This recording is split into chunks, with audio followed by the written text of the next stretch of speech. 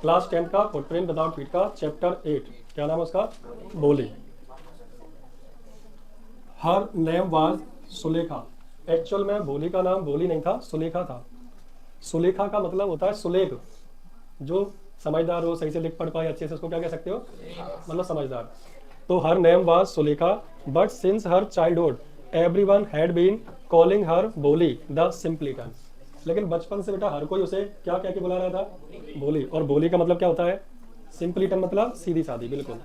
बोला बोली किसका नाम रखते हैं? जो बिल्कुल सीधा साधा हो, कुछ बेचारा ज्यादा बोलता नहीं हो, उदम नहीं हो, शरारती नहीं हो, वही तो होता है। She was the fourth daughter, क्या बोला गया? She was the fourth daughter of numberdar. वो चौथे नंबर की लड़की थी नंबरदार रामलाल की। अब गांव का कोई आदमी है, थोड़ा पैसे में बहुत ज्यादा भी नहीं हो, लेकिन सब जगह जान पहचान अच्छी है, उसको तो नंबरदार कहने लगते हैं। तो रामलाल की लड़की है, कौन से नंबर की बेटा? चौथे लड़के की। Van C was 10 months old, जब वो 10 महीने की थी, she had fallen of the caught on her head. तो वो सर के बल खटिया से गिर गई। 10 महीने की थी तो सर खटिया से, कॉट का मतलब क्या होता है? खटिया। तो खटिया से क्या हुआ? गिर पड़ी, वो भी सर के बल। देख ले आगे बता दूंगा।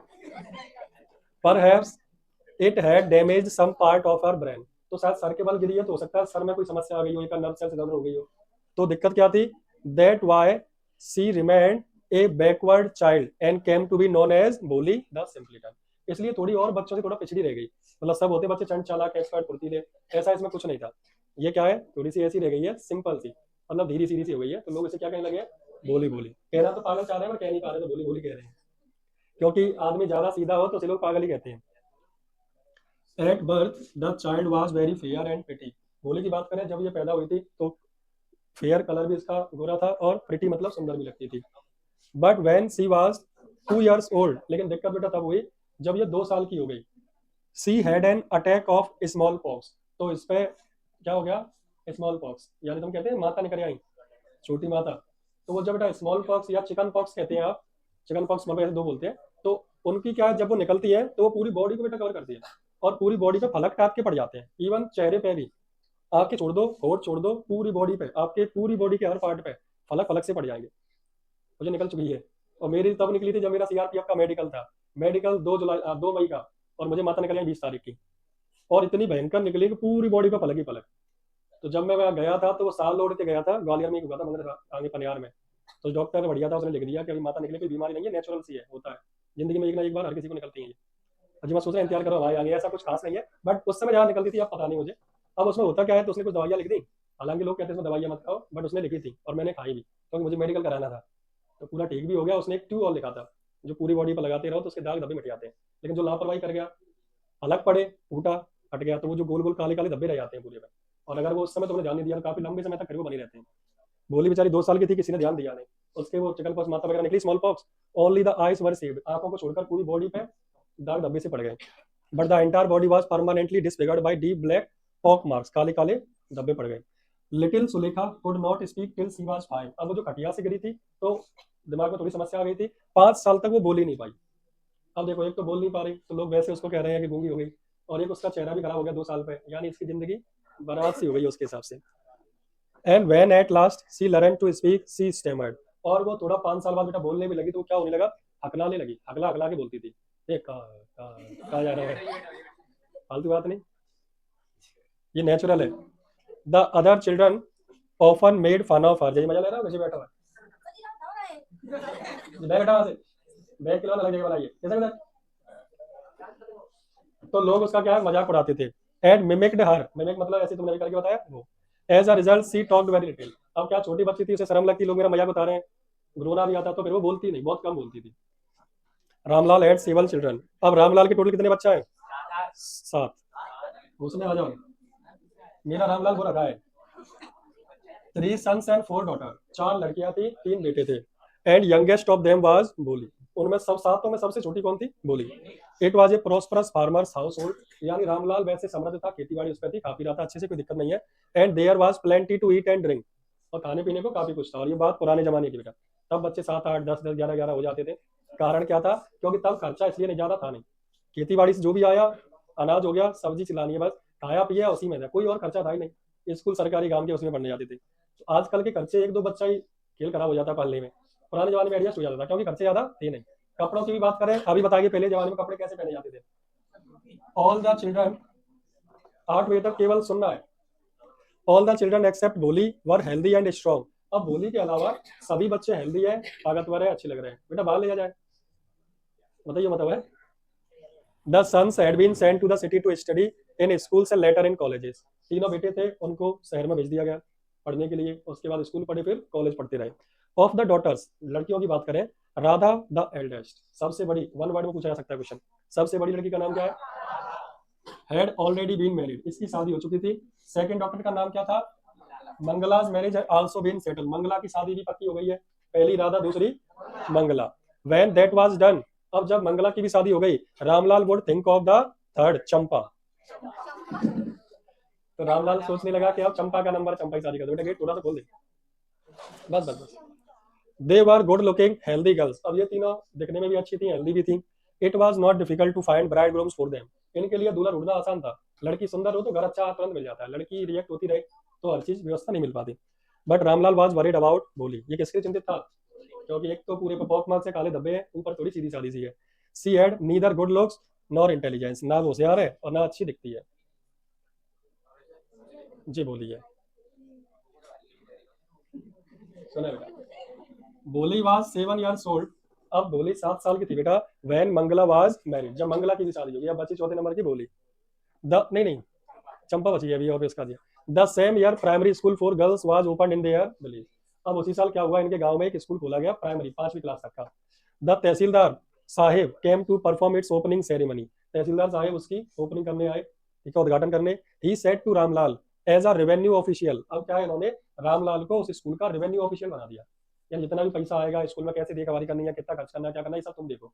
तो उसने कहा सुनो रामलाल, जैसे कि तुम जानते हो तुम रेवेन्यू ऑफिशियल हो, you are the representative of the government in the village, सरकार के रिप्रेजेंटेटिव हो, सरकार का तुम ही देखोगे यहाँ जो सरकार से पैसा आएगा कैसे क्या खर्च करना है। So you must set an example to the villagers, तो उसने कहा तुम्हें गांव वालों के लिए एक उदाहरण पेश करना पड़ेगा। You must send your daughters to school, कि तुम्हें अपनी बेटी को स्कूल भेजना पड़ेगा।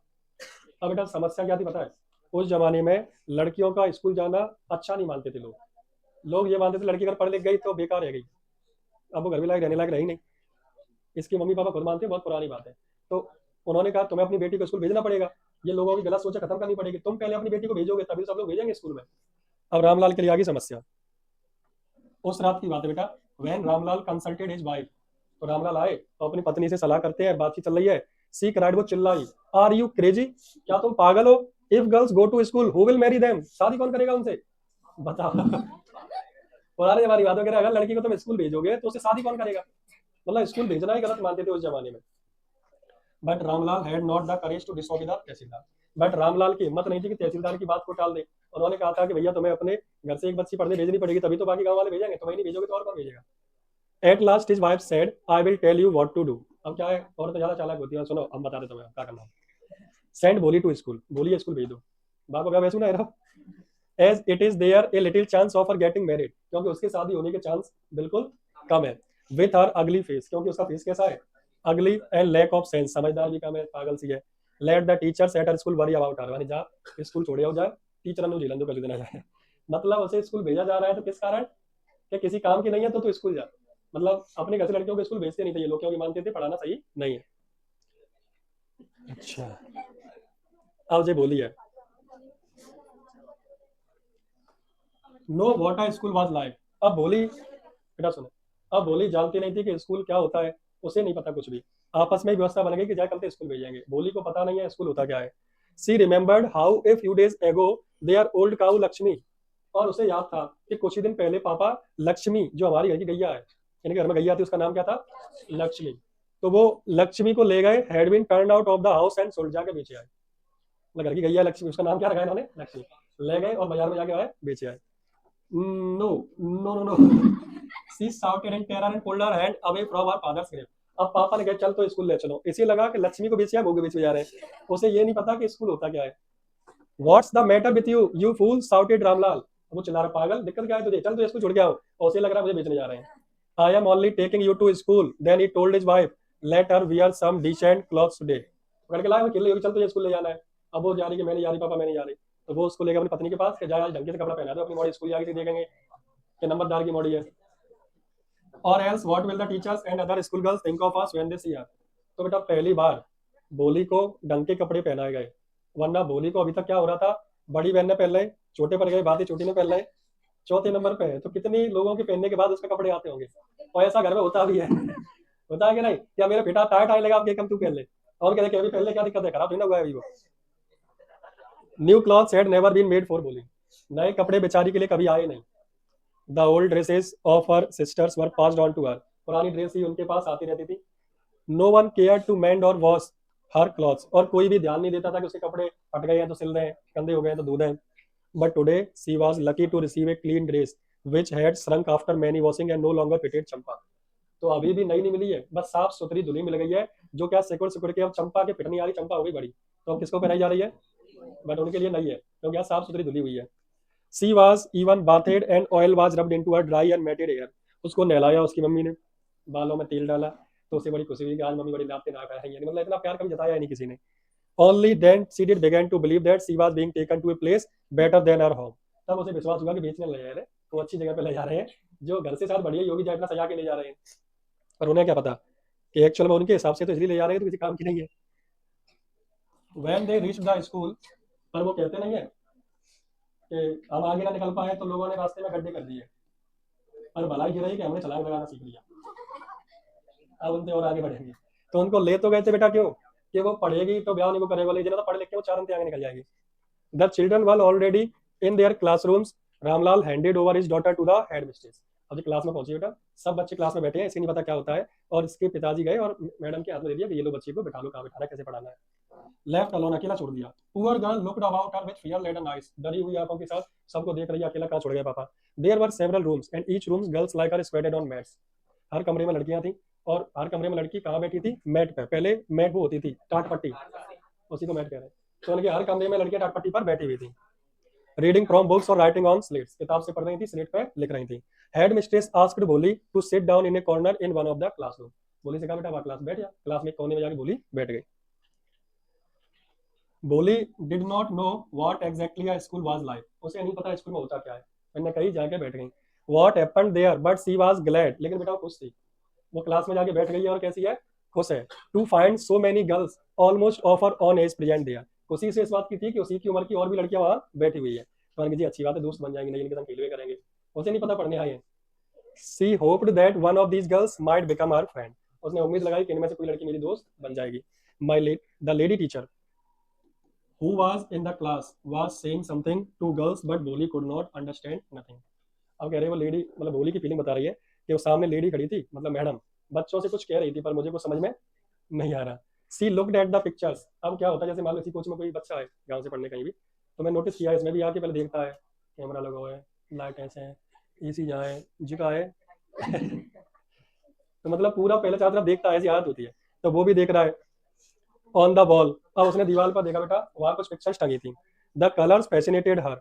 Horse was brown just like the horse on which tahsildar had come to visit their village. और देखो कुछ ये घोड़ा, ऐसे घोड़ा पे तहसीलदार साहब आते हैं, तो वैसा ही घोड़ा दिख रहा है उसे।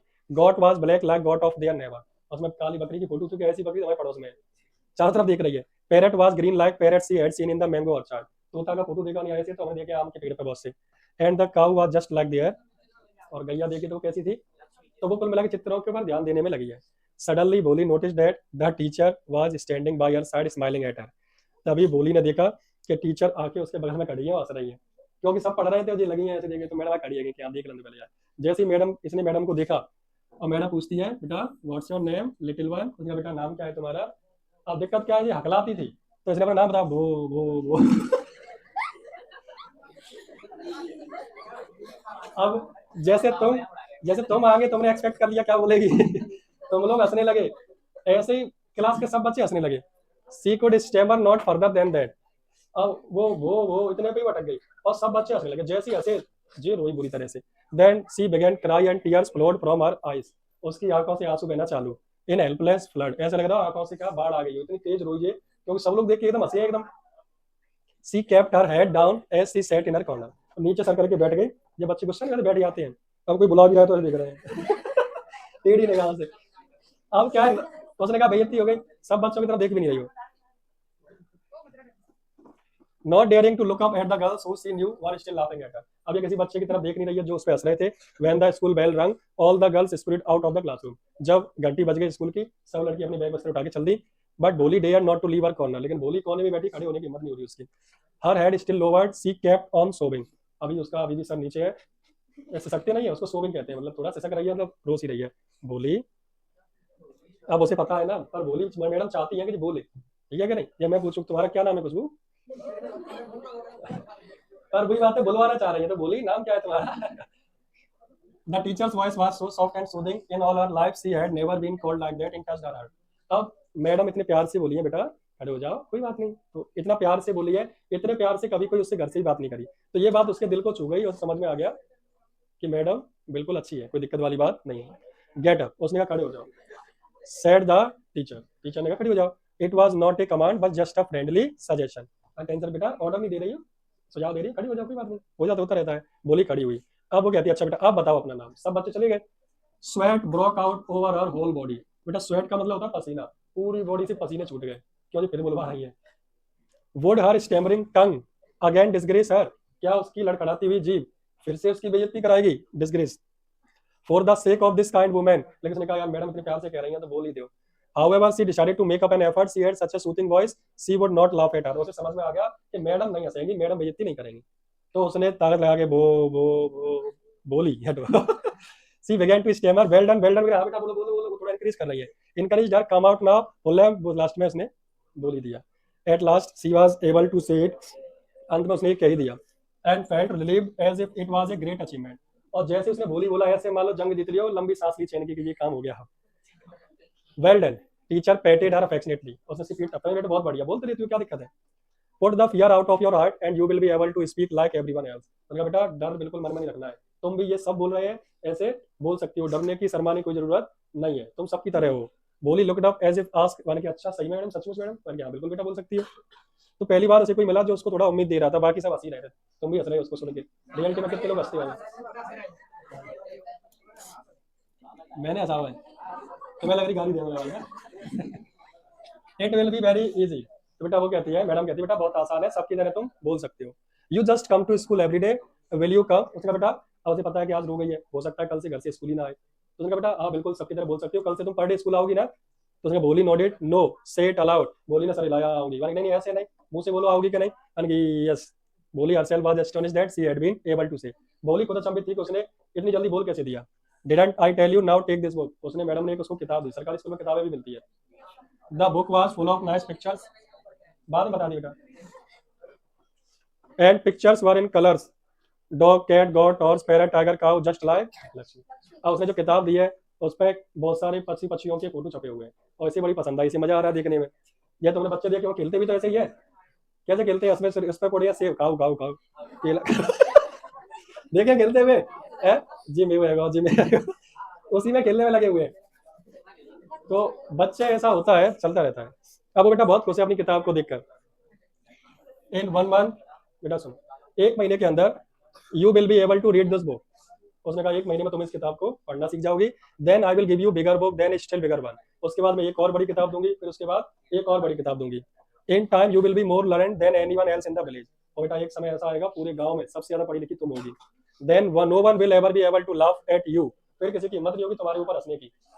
People will listen to you with respect and you will be able to speak without slight at stammer. उसने कहा लोग तुम पे गर्व करेंगे और तुमसे बात करेंगे, तुम भी लोगों से बात कर पाओगी बिना किसी स्टेमर का क्या मतलब बताया था, मतलब झिझक नहीं है, अकलाना कहते हैं देवता। मैं सोच रहा तुम्हें ना आराम कहा के जा रहे हैं, बोल तो ले मैंने बिना किसी अकलाने के तुम बोल पाओगी, समझ गई ना। Go on come back tomorrow morning. ये गई घर और कल आना, ठीक है। Bholi felt as if suddenly all bells in the village temple were ringing in the trees in front of school house had blossomed into big red flowers. Bholi को ऐसा लगा कि बस घंटियां बजने लगी चारों तरफ, मंदिर घंटियां, मतलब उसकी जिंदगी में कुछ नयापन आया। पहली बार उसे उम्मीद जगी है कि मेरे साथ सब कुछ अच्छा होगा। Her heart was throbbing with a new hope and new life. उसका दिल धड़क रहा है बहुत तेजी से कि अब कुछ अच्छा होने वाला है, उसे खुशी हो रही है। 10 years passed, कुछ साल गुजरते गए बेटा। The village become a small town, little primary school become high school, there were now cinema under a tin shed. बड़ा होता गया, समय गुजरता गया, प्राइमरी स्कूल हाई स्कूल बन चुका था, स्कूल में सिनेमा हॉल बन चुका था, एक टीन के नीचे थिएटर टाइप का पुराने जमाने का। कॉटन गिनिंग मिल, यानी ऊन धुलने की जो मशीन होती है वो लग गई थी। Mail train began to stop at their railway station. तो मेल ट्रेन थी उनके यहाँ पे गांव में रुकने लगी थी। एक रात की बात है, अब ये बड़ी होगी बोली। After dinner Ramlal said to his wife, then shall I accept December's proposal. एक रात की बात है, रामलाल उनके आए पिताजी बोली के पत्नी के पास बैठे थे और कह रहे उससे, तो क्या हम दिसंबर का प्रपोजल एक्सेप्ट कर लें? Yes certainly his wife said. उसकी पत्नी कहती है हाँ बिल्कुल, हाँ कर तुमको दिक्कत ना। Bholi will be lucky to get such a well to do bridegroom. Bholi तो भाग्य खुल गए, इतना बढ़िया पैसे वाला उसको लड़का मिल रहा है शादी के लिए। एक बिग शॉप, उसके पास बड़ी सी दुकान है, एक घर है खुद का, और I hear several thousands in the bank. और मैंने सुना है कई हजार रुपए उसके अकाउंट में डले हैं। यानी आज के कई लाख उस जमाने के कई हजार बराबर थे। मतलब आज के 5 लाख उस जमाने के 5 हजार के बराबर है, या 50 हजार, कितना कह सकते हैं। More over he is not asking for any dowry. और वो कहती है कि और इससे अच्छी बात क्या होगी कि वो तो दहेज भी नहीं मांग रहा आदमी, जिससे शादी हो रही है वो दहेज भी नहीं मांग रहा। That's right but he is not so young you know. अब रामलाल कह रहा है कि वो बात तो ठीक है, पर वो लड़का जो है इतना यंग भी नहीं है। लड़का नहीं है वो, कौन है, अंकल है। Almost the same age I am. और उतनी उम्र का है जितने का मैं हूँ। रामलाल यानी उसके बाप की उम्र का है वो आदमी, और उसकी पहली पत्नी मर गई है, और जो एक पैर से लंगड़ा है, कहीं शादी करके आए आते। बस ही आल्सो लेम्स, और वो लंगड़ाता भी है। The children from his first wife are quite grown up. उसकी पहली बीवी के बच्चे काफी बड़े हो गए हैं। So what does it matter, his wife reply. अब उसकी पत्नी कह रही रामलाल की, तो क्या हुआ, 45 की तो बहू है। 45 और 50, 45-50 साल का होगा। लला क्या समस्या है, क्या बात है अभी? तेरी आदत खराब है, 2-4 बार और सुनवाई में आई है मुझे। तेरी शिकायत क्यों आती है कि गाली दे दी? अच्छा, तो वैसे ही कह रही अपने आप जगह बता दे। जगा रही है, तू खड़ा बनते आदित्य, खड़ा हो।